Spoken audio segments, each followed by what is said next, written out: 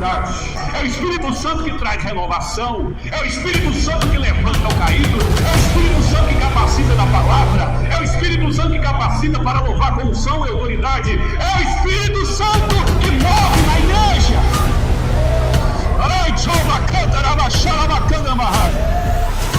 Ele fala, ele age, ele ouve.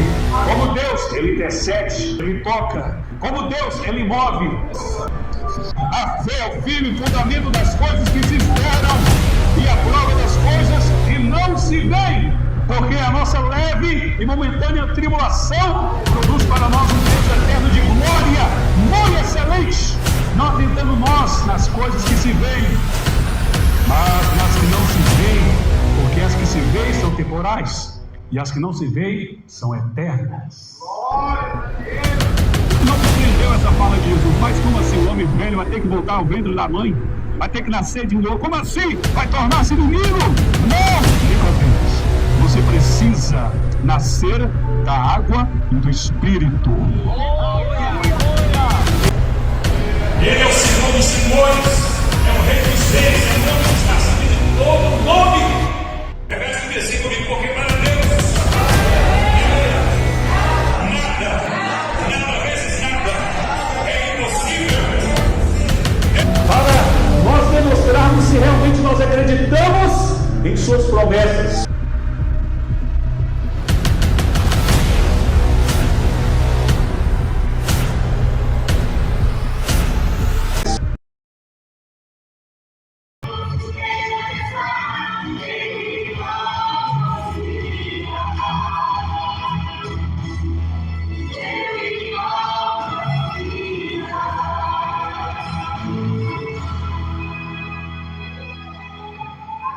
É a palavra de Deus. Eu peço a todos que fiquem em seus lugares.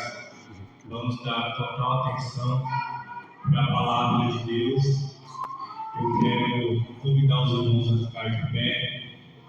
Quero já desde agradecer aos visitantes, o meu irmão Vitor, que é um irmão na fé e também companheiro de trabalho aqui na barbearia. Agradecer ele e a sua família que se fez presente aqui nesta noite. Eu passo aqui a direção para o nosso pastor e ele vai estar introduzindo o mensageiro dessa noite. Aleluia. Vamos orar, mas eu vou ficar sobre vocês, vamos orar nesse momento. Após o prefeito Mendoza, eu venho trazendo a palavra aos nossos corações. Senhor, nosso Deus, nosso Pai, Vamos cantar só um trechinho antes de eu ler a palavra. Nesse momento, Deus, essa vontade maravilhosa que o Senhor nos concedeu. Deus abençoe. Glória a Deus. Cumprimentar a todos com a paz do Senhor. Amém? Vamos cantar? Deus vai na frente, garantindo a vitória para os filhos seus. Canta ele é. Quebrar o barco.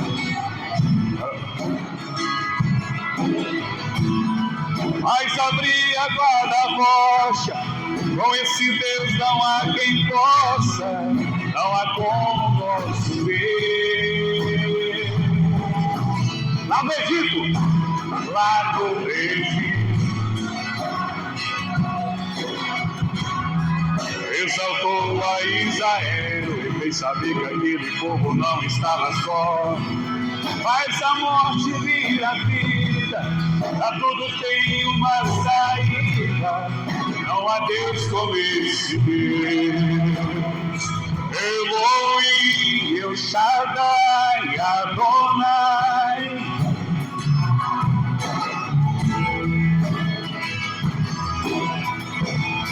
Ele é Deus verdadeiro, Ele te amou primeiro, te levanta desse chão. Elohim, adore o nome dele. Ele é Deus verdadeiro, Ele te amou primeiro, te levanta desse chão. Vai de ti o campeão. Vai de ti o campeão. Vai de ti o campeão. Vai de ti o campeão. Amém? Abra as nossas Bíblias no livro do profeta Isaías, capítulo de número 53. Glória a Deus. O livro do profeta Isaías, a leitura oficial desta noite, que o pastor leu, no versos 6 e 7. Todos nós andamos desgarrados como ovelhas, cada um se desviava pelo seu caminho, mas o Senhor fez cair sobre ele a iniquidade de todos nós. Ele foi oprimido, mas não abriu a sua boca. Como cordeiro foi levado ao matadouro, e como ovelha muda perante os seus tosqueadores, ele não abriu a boca. Amém? Ocupem os vossos lugares, dando glória a Deus. Marquinhos, só aproxima aqui o retorno, por favor. Livro do profeta Isaías, profeta messiânico. Por que o profeta messiânico? Porque foi um dos profetas que mais recebeu revelação a respeito da pessoa, do nascimento, crescimento, vida, ministério, morte e ressurreição de Jesus Cristo. Profeta esse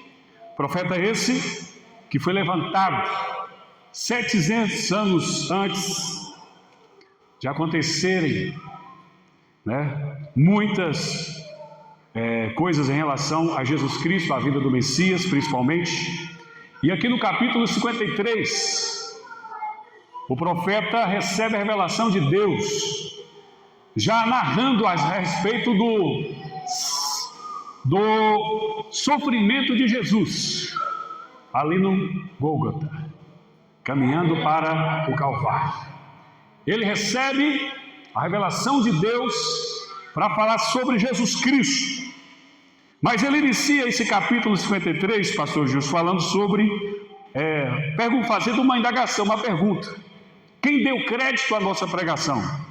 E a quem se manifestou o braço do Senhor? Duas perguntas. Quem deu crédito à nossa pregação? E a quem se manifestou o braço do Senhor? No versículo 2 ele diz: porque foi subindo como renovo perante ele, e como a raiz de uma terra seca, não tinha parecer nem formosura, e olhando nós para ele, nenhuma beleza víamos para que o desejássemos. Aqui ele recebeu a revelação de Deus, Marcos, e ele começa a fazer uma descrição sobre o aspecto ou a aparência de Jesus Cristo, e incluindo-se no plural, falando no plural, e olhando nós para ele, nenhuma beleza víamos para que o desejássemos. João escreveu que Jesus veio para os seus e mandava, mas os seus não receberam. Os judeus não reconheceram até hoje Jesus Cristo, o Messias, como Messias. Para eles foi como fosse mais um profeta, que passou por essa terra, que passou para a terra de Israel, por Jerusalém, e foi mais um. Mas João disse que ele veio para os seus e Valdilon, mas todos aqueles que o receberam, deu-lhe o direito de serem chamados filhos de Deus. Então você é um privilegiado. Olha assim para o seu irmão e fala assim: você é um privilegiado. Pega na mão do seu irmão e fala assim: você é um privilegiado. Por que você é um privilegiado? Porque você creu na pregação. Porque você creu na manifestação do braço forte do Senhor. Porque você creu nesse Messias que o profeta profetizou 700 anos disso acontecer. Porque ele veio para os seus, mas os seus não receberam. Mas todos aqueles que o receberam, deu-lhes o direito de serem chamados filhos de Deus. Aleluia!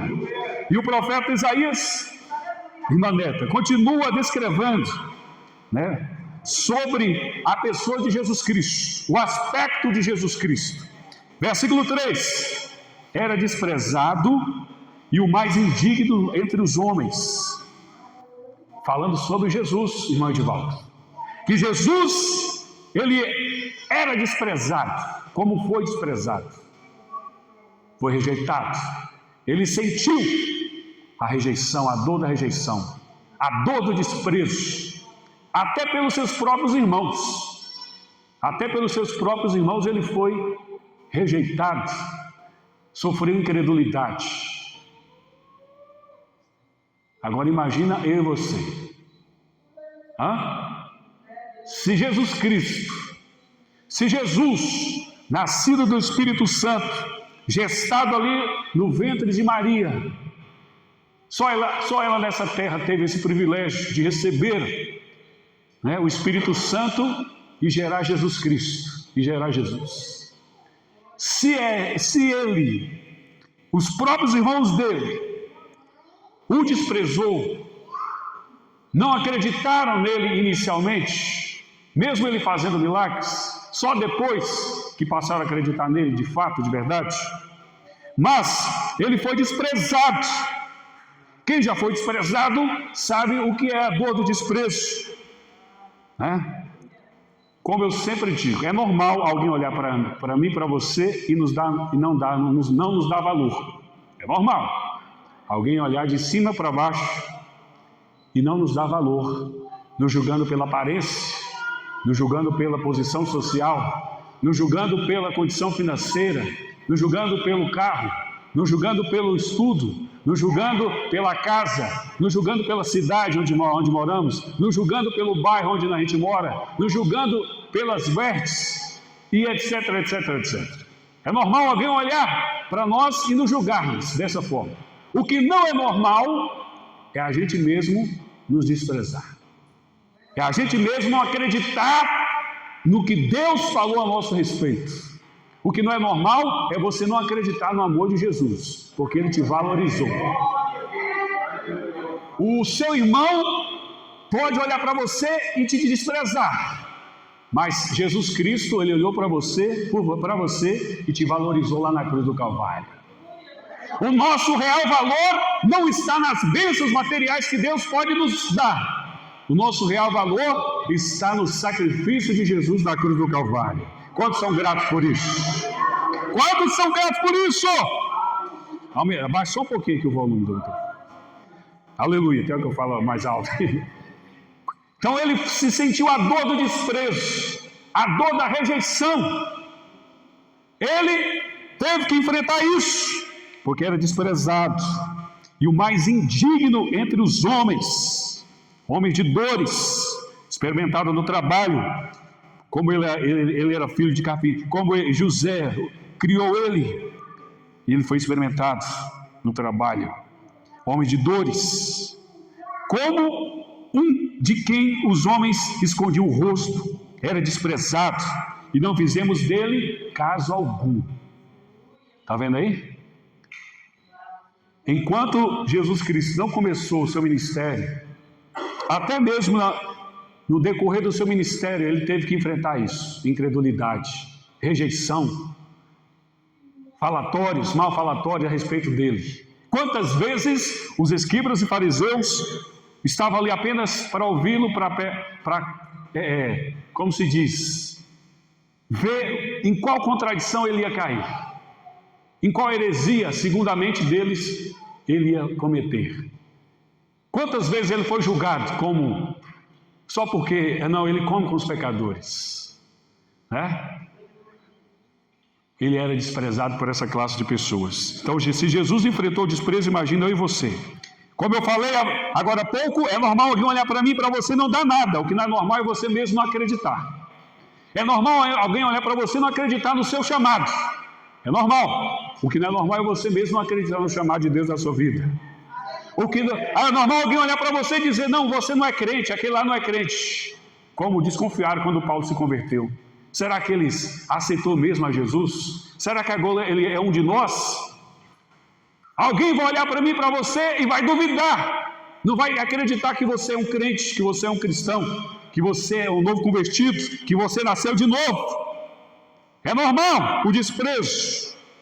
O que não é normal é você não acreditar no amor de Deus. Então passe a acreditar no amor de Deus. Alguém pode olhar para você e não fazer caso algum, não te chamar nem para tomar um chá. É normal.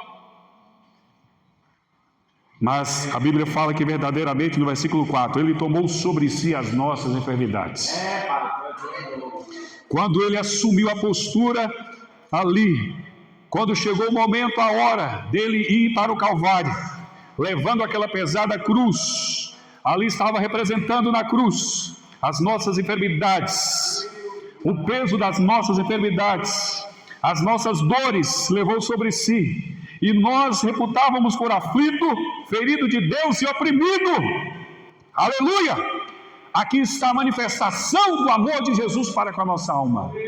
Quando Ele levou a cruz, quando Ele assumiu, aniquilou-se a si mesmo e humilhou-se em forma de cruz, e foi carregando a cruz até o Calvário, moído, dilacerado, sofrendo ali as dores dos nossos pecados, as dores do pecado da raça humana, as dores, aleluia, que não era dele, mas era do homem, era de todos nós. Mas a Bíblia fala no versículo 5, mas Ele foi ferido pelas nossas transgressões.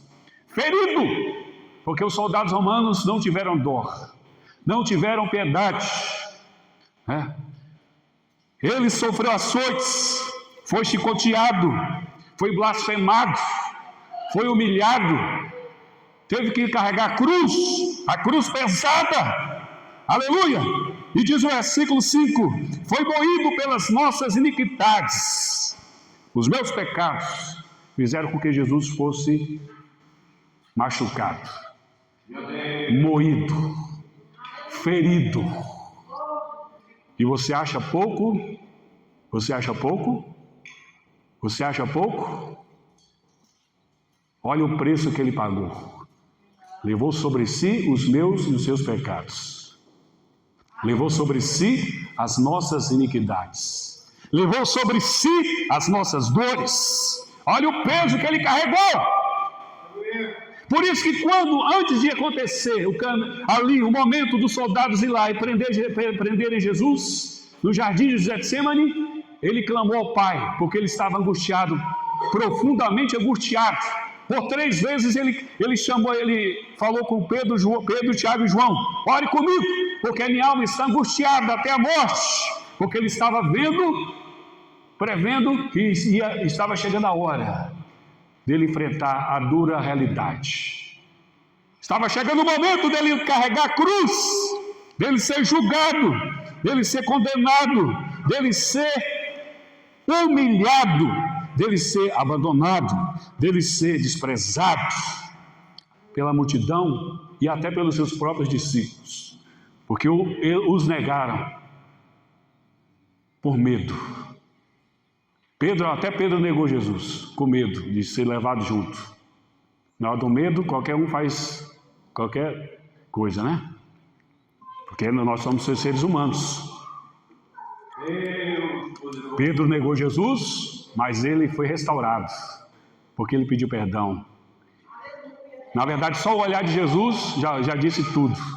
Mas porque Jesus havia alertado antes, olha, você vai me negar 3 vezes. Não, Senhor, não vou. Não, vai sim. Porque Ele conhece a nossa estrutura humana. Ele conhece as nossas fraquezas. Mas Pedro negou Jesus, mas ele foi perdoado. Ele foi restaurado. Ele não foi excluído. Ele não foi bloqueado por Jesus. Pedro negou Jesus, mas ele não foi bloqueado por Jesus. Ele não perdeu o livre acesso.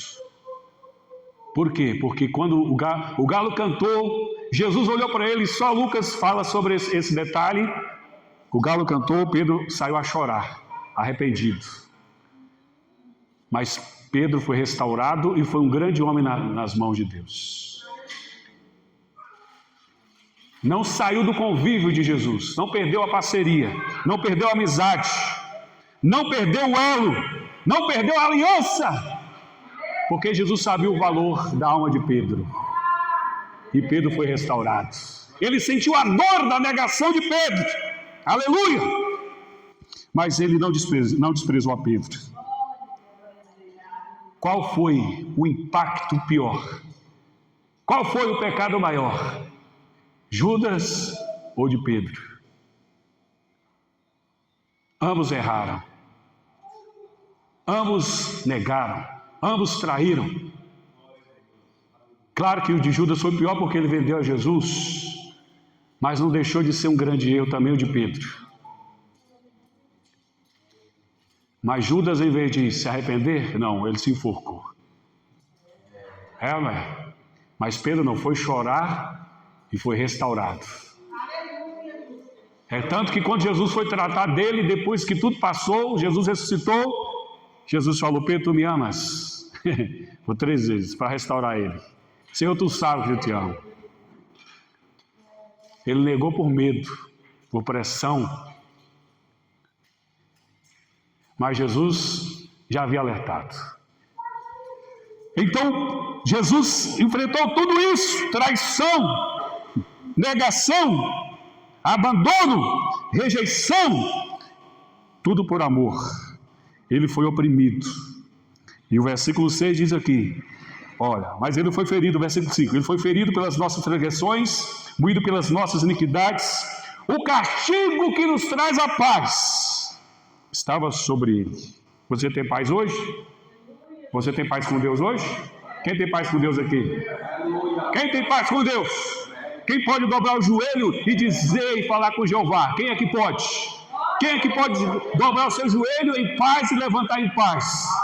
Por causa do amor de Jesus. O castigo que nos traz a paz estava sobre ele, aleluia!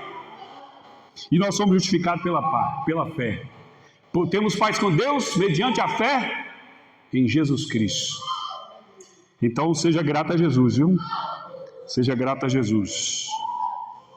Porque o maior preço ele já pagou por você. A maior vitória ele já te deu: o perdão dos seus pecados, a restauração da sua alma, a sua reconciliação com Deus. E não é só obreiro, só pregador, pastor, irmão que prega, que canta, que pode ter intimidade com Deus. Qualquer cristão, qualquer pessoa que se nomeia crente em Jesus Cristo, pode falar com Jesus Cristo. Pode ter intimidade com Jesus Cristo. Quando você manda a glória para cima aí, de coração, ele recebe lá em cima, porque ele merece. O castigo que te traz a paz estava sobre ele. Pelas suas pisaduras, ele foi pisando, levando a cruz, ali até o Gólgota. Você consegue imaginar comigo? Pelas suas pisaduras, fomos sarados. Cada pisada de Jesus Cristo, mediante ao Calvário, simbolizava vitória. Simbolizava que ele iria romper com a velha aliança e ia trazer a graça para o homem. Versículo 6, todos nós andamos desgarrados como ovelhas, cada um se desviava pelo seu caminho, mas o Senhor fez cair sobre ele a iniquidade de todos nós. Versículo 7, ele foi oprimido, mas não abriu a sua boca. Como um cordeiro foi levado a matadouro, e como ovelha muda perante os seus tosqueadores, ele não abriu a boca. Você consegue imaginar? Nenhum de nós aqui aguentamos suportar dor calado por muito tempo. Uma hora ou outra vai extravasar. Agora Jesus suportar tudo calado? Você consegue imaginar? E foi tudo de uma vez. Deboche, humilhação. A multidão que ele ajudou, fez milagres, maravilhas. Agora estava lá gritando incentivando para que ele fosse condenado. Olha a pressão que Jesus enfrentou. A mesma multidão que estava buscando milagres, que foram alimentadas, que receberam bênçãos, agora estava gritando para que Jesus fosse condenado.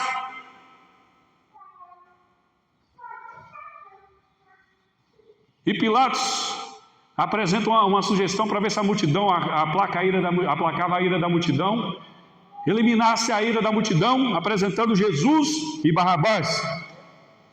Todavia, a multidão preferiram quem? Barrabás. Por isso que o texto diz que os homens amaram mais as trevas do que a luz. A multidão está sempre preferindo Barrabás, já não é? Nós estamos em época da Copa do Mundo, 2026. É um evento que consegue reunir amigos, famílias, né? Para sentarem diante de uma tela e ali acompanharem 11 homens correrem atrás de bola. É um momento de entretenimento, beleza. Todavia, como diz o meu pai, oxalá se todo esse povo se reunissem também para ouvir a palavra de Deus, para buscarem a Deus. Quantos nesse momento pulam, saltam, gritam por causa de um gol? Vibram para que o jogador faça o gol. E não há problema algum nisso. Oxalá se todos vibrassem também para dar glória a Deus. Seria bom se todos vibrassem também para ouvir uma pregação, para ouvir o ensinamento da palavra.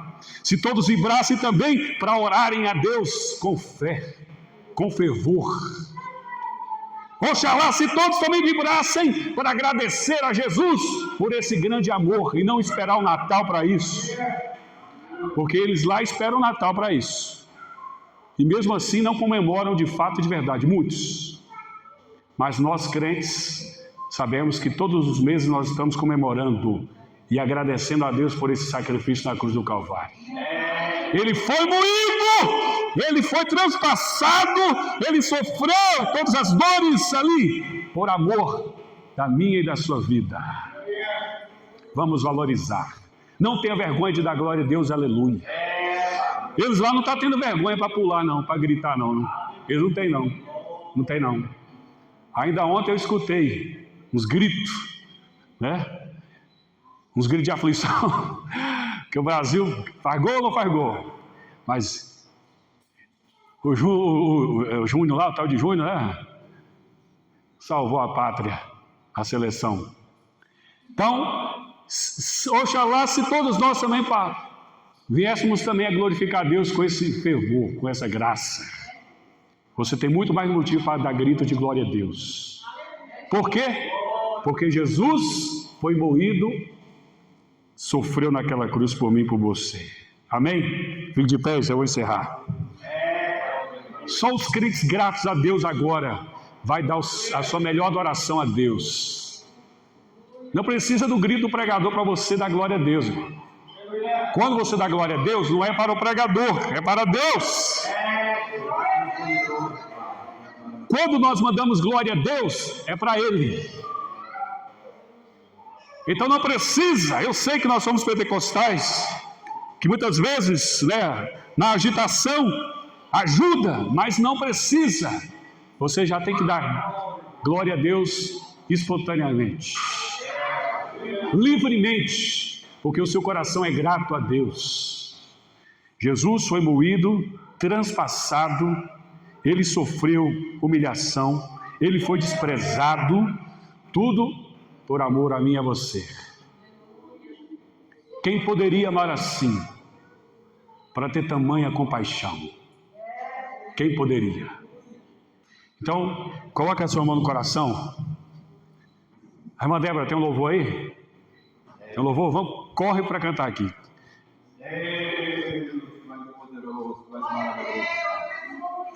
Enquanto ela canta, você vai dar glória a Deus e aleluia. Vai expressar sua gratidão a Deus, a Jeová. Aleluia. Aleluia. Você já deu glória a Deus hoje?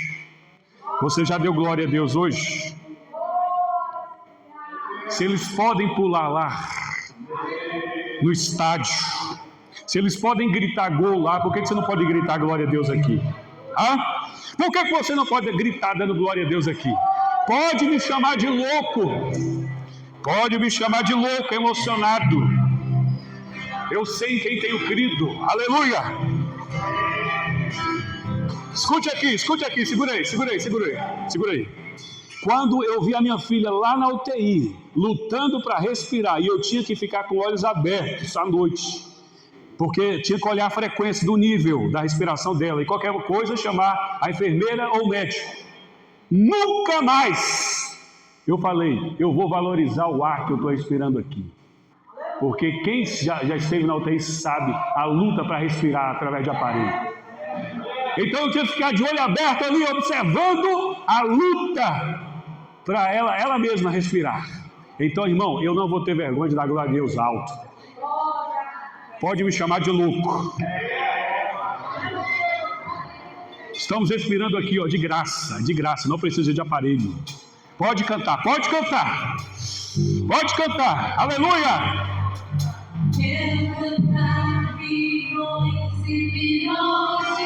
Tarai, choba, canto, ia baixar a barraca, aleluia. Pode dar glória a Deus, não tenha vergonha, aleluia.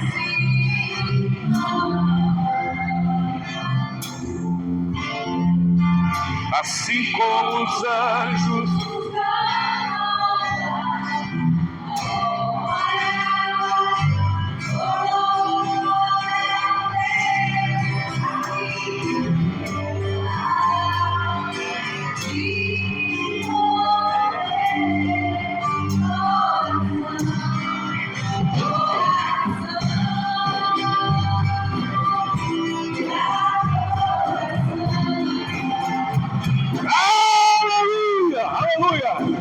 glória a Deus. Manda a glória para cima,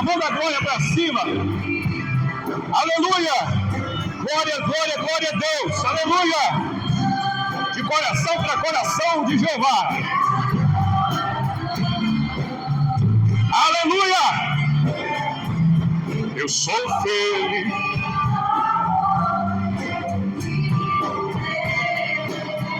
Jesus, o herói dos heróis, aleluia.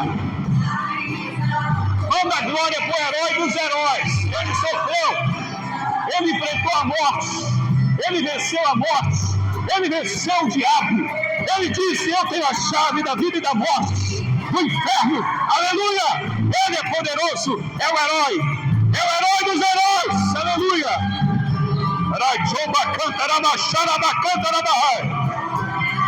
Aleluia. É o herói dos heróis.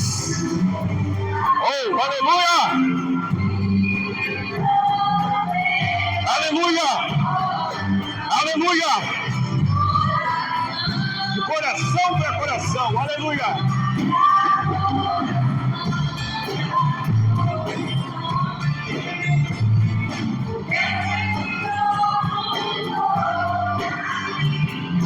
Aleluia!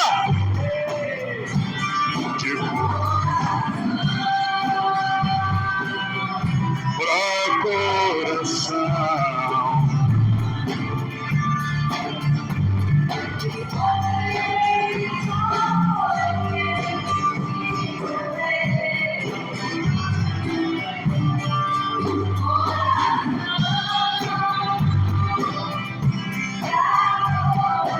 Aleluia! Glória a Deus! Aleluia!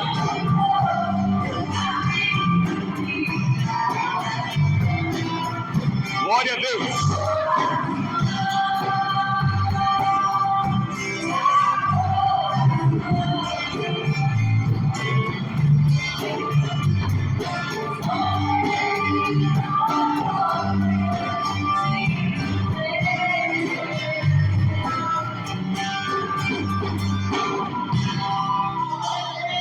Para finalizar, diz assim: Jesus. Não, para acordar, isso é nova 4. Fala: Jesus, o herói dos heróis. Mais uma vez: Jesus, o herói dos heróis. Aleluia. Glória a Deus. Aleluia. Glória a Deus. Glória a Deus. Aleluia. Aleluia.